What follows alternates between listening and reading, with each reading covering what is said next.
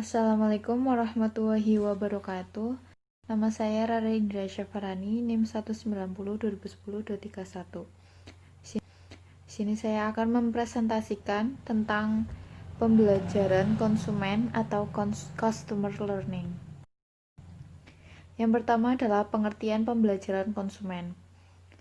Menurut Sherman dan Canuck, dari perspektif pemasaran, proses belajar konsumen diartikan sebagai sebuah proses di mana seseorang memperoleh pengetahuan dan pengalaman pembelian dan konsumsi yang akan ia terapkan pada perilaku yang terkait di masa datang. Menurut Sunarto, pembelajaran perilaku merupakan sebuah proses di mana pengalaman dengan lingkungan mengarah pada sebuah perilaku yang relatif permanen atau potensial terhadap perubahan seperti itu. Jadi dapat disimpulkan dari beberapa pendapat tersebut bahwa belajar merupakan suatu perilaku yang relatif permanen yang dilibatkan oleh pengetahuan dan pengalaman konsumen atas pembelian dan konsumsi yang akan diterapkan pada masa mendatang. Yang B. Teori belajar. Proses belajar dikategorikan menjadi dua, yaitu proses belajar perilaku dan kognitif. Teori pembelajaran perilaku.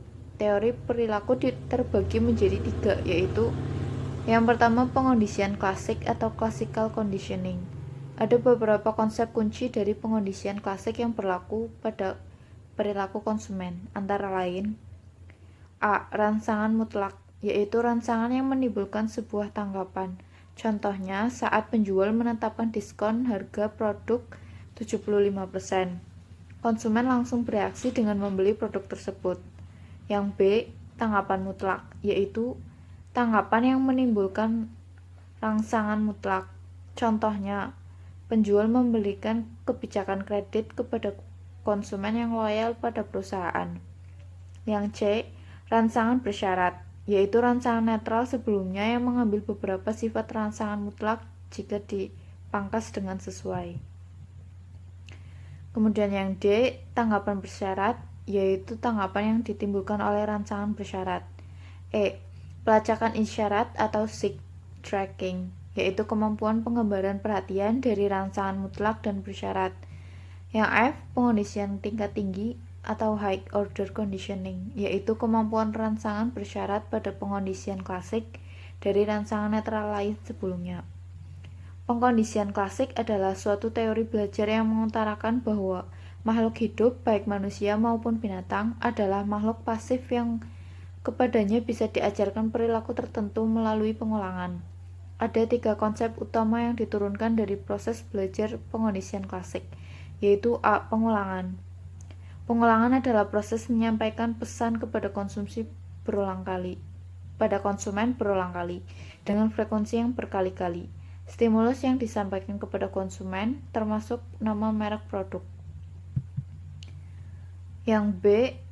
Generalisasi stimulus adalah kemampuan seorang konsumen untuk bereaksi sama terhadap stimulus yang relatif berbeda. Generasi stimulus dibagi menjadi beberapa bagian, yaitu 1. Perluasan lini produk. Prinsip generalisasi stimulus ditetapkan oleh perusahaan dengan cara menambahkan produk baru yang terkait atau sejenis pada produk lama dengan merek yang sudah terkenal atau dikenal. Yang kedua, merek keluarga. Pemberian merek yang sama pada semua produk lini yang dihasilkan oleh sebuah perusahaan. Yang ketiga, produk mitu adalah suatu konsep pembuatan kemasan yang mirip dengan kemasan produk pesaing. Para pesaing bertujuan untuk menyampaikan pesan bahwa produknya memiliki citra yang sama seperti produk dengan merek yang sudah ternama. Yang keempat, nama yang serupa, similar name. Prinsip nama yang serupa sama dengan produk mitu, yaitu pesaing inti membuat citra produknya sama dengan produk pemimpin pasar di mata konsumen. Contohnya, pada produk makanan, Oreo memiliki pengikut bernama Rodeo. Yang kelima, pelisensian atau licensing. Pelisensian adalah praktik pemberian merek dengan menggunakan nama-nama selebriti, desainer, produsen, perusahaan, bahkan tokoh-tokoh film kartun.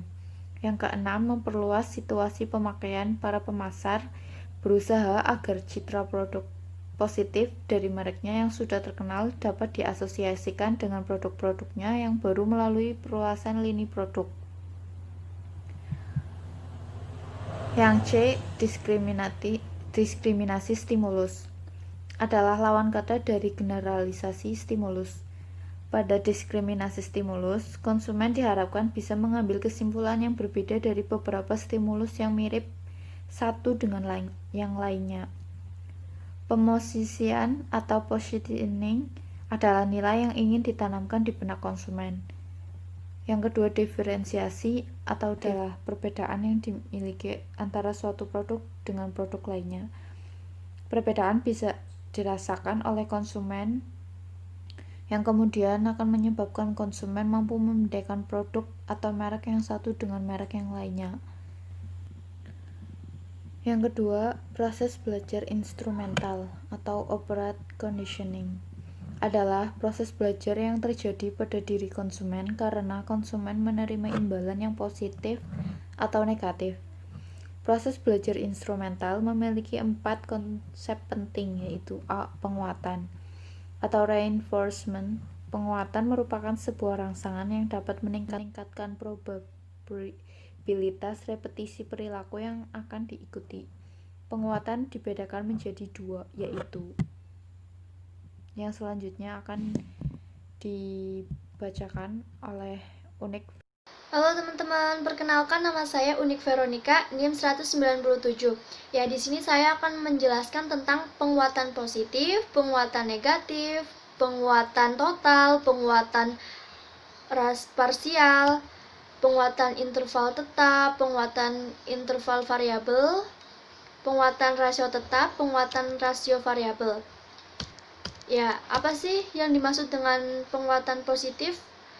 Penguatan positif adalah hal positif yang diterima konsumen karena mengkonsumsi atau membeli suatu produk. Pengaruh dari penguatan positif adalah meningkatkan kecenderungan seorang konsumen untuk membeli ulang suatu produk.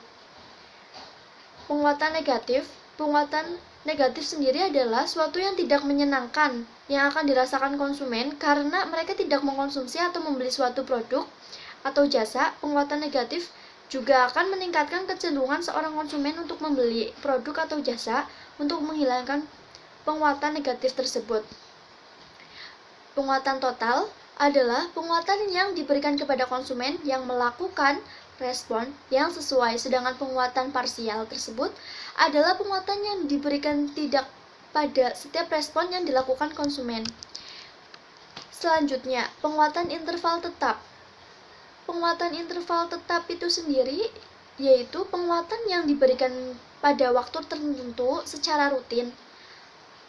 Misalnya, perusahaan travel memberikan diskon tertentu kepada konsumen yang sedang berulang tahun. Penguatan internal variabel tersebut juga adalah penguatan yang diberikan pada interval waktu yang bervariasi.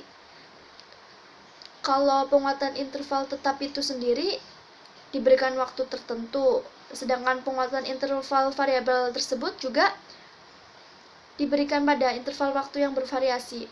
Jadi, pemasaran memberikan diskon yang berbeda kepada pelanggan yang bervariasi. Semakin lama menjadi pelanggan, semakin besar diskon yang diberikan.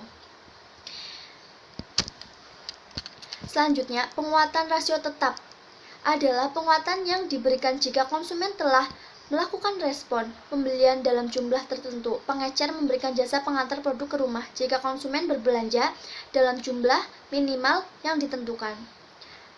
Sedangkan penguatan rasio variabel adalah penguatan yang diberikan kepada konsumen jika mereka telah melakukan sejumlah respon, namun konsumen tidak mengetahui berapa jumlah respon yang diperlukan agar mereka memperoleh penguatan. Nah, di sini selanjutnya saya akan menjelaskan tentang hukuman. Punishment adalah hal-hal negatif atau hal yang tidak menyenangkan yang diterima konsumen karena melakukan suatu perbuatan. Misalnya nih, denda yang dijatuhkan kepada seorang yang telah melakukan kesalahan. PLN memberikan denda bagi pelanggan yang terlambat membayar rekening listrik, dan PDAM akan mencabut meteran air jika pelanggan tidak membayar dalam jumlah yang ditetapkan. Jadi ada denda yang dijatuhkan juga ya. Selanjutnya, kepunahan muncul ketika konsumen menganggap bahwa produk tersebut telah mengecewakan konsumen. Kekecewaan menyebabkan dihentinya pembelian produk. Biasanya kepunahan terjadi jika produk berkualitas rendah, konsumen sudah bosan, atau karena kemunculan produk baru yang lebih memuaskan. Jadi produknya sudah pasaran gitu lah ya. Jadi selanjutnya, pembentukan shopping adalah konsep di mana konsumen diarahkan untuk melakukan suatu perilaku terlebih dahulu sebelum bisa melakukan perilaku yang diharapkan produsen. Contoh, diadakan suatu pertunjukan di sebuah pusat perbelanjaan untuk menarik banyak pengunjung. Itu contoh pembentukan shopping. Selanjutnya, pembelajaran observasional. Apa sih pembelajaran observasional itu? Yaitu proses belajar yang dilakukan konsumen ketika mereka mengamati tindakan dan perilaku orang lain. Dan konsekuensi dari perilaku tersebut, konsumen akan meniru perilaku orang lain, pemodelan atau modeling. Sebagai contoh, seorang tokoh meniru perilaku orang lain. Tokoh publik ditampilkan dalam iklan, sedang menggunakan produk tertentu. Para ahli teori pembelajaran sosial menekankan pentingnya model dalam penyebaran informasi. Ya, efektivitas model akan meningkat dalam keadaan berikut. Yang pertama, model secara fisik menarik. Model dapat dipercaya, model berhasil, model hampir sama dengan pengamat, model yang ditampilkan mengatasi kesulitan dan kemudahan berhasil. Sebagai contoh iklan, sabun Lux selalu dibintangi oleh arus papan atas yang memiliki citra diri yang baik, berkualitas, pintar, dan sukses. Dan begitu, diharapkan Lux juga mempunyai citra yang sama dengan model yang menjadi bintang iklan sabun tersebut. Ya, lanjut. Saya di sini juga akan membahas tentang teori pembelajaran kognitif. Apa sih yang dimaksud dengan pembelajaran kognitif tersebut? Adalah proses belajar yang dicirikan oleh adanya perubahan pengetahuan yang menekankan proses mental konsumen untuk mempelajari informasi. Pembelajaran kognitif terjadi sebagai hasil dari proses mental. Berbeda dengan teori-teori belajar perilaku, belajar kognitif menekan pada individu sebagai entitas pemecahan masalah, bukan hanya kontak hitam. Sebagaimana dicatat oleh Shifam 2008, sebagai pemecah masalah, aktif menggunakan informasi dari lingkungan mereka untuk menguasai lingkungan mereka. Ya. Pengolahan informasi berkaitan dengan kemampuan kognitif konsumen maupun kompleksitas informasi yang akan diolah. Para konsumen mengolah informasi tentang produk berdasarkan sifat-sifat, merek, perbandingan antara merek, atau kombinasi dari faktor-faktor ini. Walaupun sifat-sifat yang terkandung dalam pesan dari merek dan banyaknya pilihan yang tersedia mempengaruhi intensitas atau tingkat pengolahan informasi, para konsumen yang mempunyai kemampuan kognitif lebih tinggi dan mampu memadukan informasi mengenai beberapa sifat produk daripada konsumen yang lebih rendah kemampuannya. Semakin banyak pengalaman konsumen mengenai golongan produk tertentu, semakin besar kemampuannya memanfaatkan informasi produk. Brand equity atau ekuitas merek merupakan nilai tambah yang diberikan pada produk oleh merek. Ekuitas merek mempermudah penerimaan produk baru dan alokasi ruang pada barang-barang yang lebih disukai dan meningkatkan nilai yang dirasakan, kualitas yang dirasakan, dan pilihan harga premium. Beberapa perusahaan ekuitas yang paling berharga adalah merek, karena perusahaannya yang lebih suka mengangkat ekuitas merek melalui perluasan merek daripada risiko meluncurkan merek baru. Struktur ingatan. Karena pengolahan informasi terjadi dalam beberapa tahap, pada umumnya dipercaya gudang-gudang penyimpanan yang terpisah dan berurutan dalam ingatan tempat disimpannya informasi untuk sementara sebelum diolah lebih lanjut. Penyimpanan dibagi menjadi 1. Penyimpanan sensoris. Bagi pemasar, memasukkan informasi ke dalam penyimpanan sensoris konsumen relatif mudah, tetapi sulit membuat kesan yang berjangka panjang. Kesan pertama cenderung bertahan lebih lama dan berisiko memperkenalkan produk sebelum waktunya. 2. Penyimpanan jangka pendek merupakan tahap ingatan nyata di mana informasi diolah dan ditahan untuk jangka waktu yang singkat saja. Jika informasi dalam penyimpanan jangka pendek sudah menjalani pengelolaan yang dikenal sebagai rehalsel, yaitu pengulangan informasi secara diam di dalam hati, kemudian dipindahkan ke dalam penyimpanan jangka panjang. 3. Penyimpanan jangka panjang.